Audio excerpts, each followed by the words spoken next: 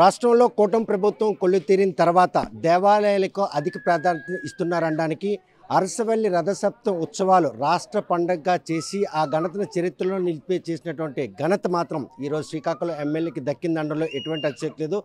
ఆ ఆలయ ప్రాంగణంలో ఉన్నటువంటి అలనాటికి ఏవైతే ఆక్రమణలు తొలగించి అరసవల్లి సూర్యనారాయణ స్వామికి ఒక వెలుగును నింపినటువంటి ఘనత ఈ నేపథ్యంలో ఈసారి 15 ఆగస్టు వేడుకల్లో శ్రీకాకుళం జిల్లా ఆవిర్భావం జరిగి 75 ఏళ్ళు వజ్రోత్సవం సంబరాలు కూడా జరుపుకుంటున్నారు. ఈ రెండు బొనాంజా పండుగలు ఏ విధంగా జరుపుకుంటున్నారు శ్రీకాకుళం ఎమ్మెల్యే గుణశంకర్ మంత్రులు అరసవల్లి ఈరోజు ఆ టెంపుల్కి వచ్చిన ప్రతి ఒక్కరు కూడాను అది ఇలాంటి దేవాలయం ఒకటి ఉండేదా అన్నట్టు అటువంటి ఘనతను ఆర్జించిన నేపథ్యంలో మీ హయాంలో మళ్ళీ వజ్రోత్సవాలు 75 సంవత్సరాలు పూర్తయిన శ్రీకాకుళం వజ్రోత్సవాలు ఏ విధంగా జరగబోతున్నాయి? ఈ 3 రోజుల పండుగలో ఏ కార్యక్రమాలు ఏర్పడి 1950 ఆగస్టు 15 మన జిల్లా ఏర్పడిందని కొంతమంది పెద్దల ద్వారా తెలిసినప్పుడు నేను గౌరవ రాష్ట్ర మంత్రివర్యులకి అలాగే సివిల్ ఏవియేషన్ మంత్రికి కేంద్ర మంత్రి గారికి కలెక్టర్ గారికి దృష్టిలో పెట్టడం జరిగింది. తర్వాత ముద్దాడి రవిచంద్ర గారు వస్తే ఆయన దృష్టిలో పెట్టిన తర్వాత రాష్ట్ర ప్రభుత్వం 3 రోజులు దీన్ని ఉత్సవాలు జరపమని చెప్పారు. ఈ సందర్భంగా ఈరోజు రన్ ఫర్ శ్రీకాకుళం అనేది పొద్దున్నే ఆర్ట్స్ కాలేజ్ నుండి 7 రోడ్ జంక్షన్ వరకు తీసాము. తర్వాత ఈరోజు ఇప్పుడే ఇది ఇన్వెస్టర్స్ సమ్మిట్ అనేది ఇక్కడ నాగవల్లి హోటల్లో ఈరోజు పెడుతున్నాం. ఇక్కడికి ఇన్వెస్టర్స్ ఎవరైనా ఉంటే ఆహ్వానించడానికి కోసం. దీని తర్వాత ఈవినింగ్ మళ్ళీ కల్చరల్ యాక్టివిటీస్ పెట్టి మేధావర్గంతో జిల్లా ప్రగతి కోసం అభివృద్ధి కోసం సూచనలు సలహాలు తీసుకుంటాం. అలాగే రేపు పూర్తిగా గ్రామీణ క్రీడాకారుల నుండి అన్ని క్రీడలు కూడా మున్సిపల్ గ్రౌండ్లో క్రీడలు పోటీలు జరుగుతాయి.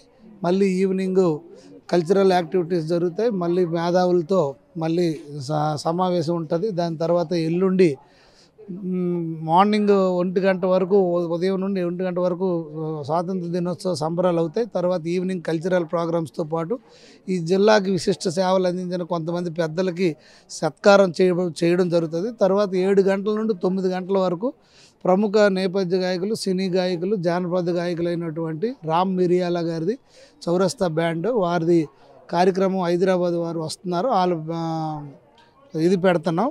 తర్వాత దీంతో పాటుగా 75 వసంతాల సందర్భం 75 ఐకానిక్ ప్లేసెస్ కొంచెం ప్లేసులు ఐడెంటిఫై చేసి అక్కడ ఫ్లేక్స్ పెట్టి అక్కడ మొక్కలు నాటి తర్వాత రానున్న రోజుల్లో ఈ సంవత్సరంలో దాన్ని అంచెలంచెలుగా ఆ ఏరియాని డెవలప్ చేయడానికి కోసం అదొక ప్రణాళిక చేసుకున్నాం.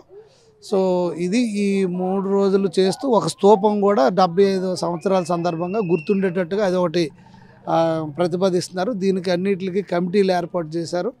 ఆ కమిటీల ద్వారా ఇవన్నీ చేస్తున్నాం. 75 ఏళ్ల క్రితం విశాఖపట్నం నుండి ఒక పరిపాలనా సౌలభ్యం కారణంగా ఏర్పడినటువంటి శ్రీకాకుళం జిల్లా ఆ వెనుకబాటు తనం అంటే వెళ్ళిపోయి ఒక కొత్త పోకడికి వలసలను అరికట్టి వలస వచ్చే జిల్లాగా తీర్చిదిద్దేందుకు ఈ వజ్రోత్సవాలు దోహదపడతాయి అంటే దోహదపడతాయి. ఇంకా వలసలు చాలా వరకు ఉన్నాయి. అవి కూడా రాబోయే రోజుల్లో మనకు మూలపేట పోర్టు ఈ సెప్టెంబర్ అక్టోబర్లో షిప్ వస్తే కనుక దానికి అనుబంధ రంగాలు అయినటువంటి ఏవైతే పరిశ్రమలు ఉన్నాయో అవి రావడానికి అవకాశాలు ఉన్నాయి. ఈ 2 ఉంటే సరిపోదు, దానికి రోడ్డు మార్గం ఉండాలని దాన్ని కారిడారు బీచ్ కారిడార్ ఒకటి ప్లాన్ చేస్తున్నారు. ఈ 3 ఉంటే సరిపోదు. దీనికి ఎయిర్పోర్ట్ మనకు కావాలి కనుక భోగాపురం ఇంటర్నేషనల్ ఎయిర్పోర్ట్ జరుగుతుంది. ఇవన్నీ పరిణామాలు చూస్తే రానున్న రోజుల్లో మంచి జిల్లాకి అవకాశాలు ఉన్నాయి. స్వర్ణోత్సవాలు జరుపుకునే సమయానికి తప్పకుండా ఇక్కడ వలసలు లేకుండా స్వచ్ఛమైనటువంటి పూర్తిగా శ్రీకాకుళాన్ని పూర్తిగా అభివృద్ధి చెందిన జిల్లాగా తీర్చిదిద్దడానికి అవకాశాలు ఉన్నాయి కనుక తప్పకుండా మనం అది సాధిస్తామని నేను ఆశాభావం వ్యక్తం చేస్తున్నాను. ప్రస్తుతం వజ్రోత్సవాలను మాత్రం 3 రోజులు పండగగా జరుపుకోవాలని రాష్ట్ర ప్రభుత్వ ఆదేశాల మేరకు ఈరోజు 3 రోజుల పాటు కూడాను జిల్లాలో పలు కార్యక్రమాలు నిర్వహిస్తున్నారు. కాకపోతే వజ్రోత్సవాలు జరుగుతున్న ఈ నేపథ్యంలో వలసలకి కేర్ ఆఫ్ అడ్రస్గా చెప్పుకునే చిక్కోలు జిల్లాలో వలస వచ్చేటటువంటి పరిణామాలు మాత్రం స్వర్ణోత్సవాలు జరుపుకునే నాటికి మాత్రం శ్రీకాకుళం జిల్లాలో ఉపాధి కల్పనకు ఒక వేదిక అవుతుంది అన్నట్టు ఆశాభావం వ్యక్తం చేస్తున్నారు.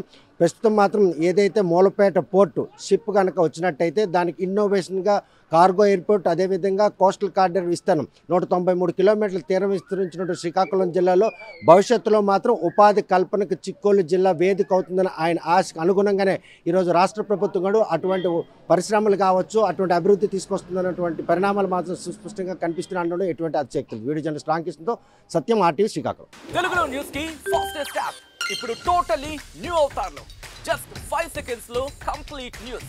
సోషల్ మీడియాలో ట్రెండ్స్ కి వన్ స్టాప్ సొల్యూషన్.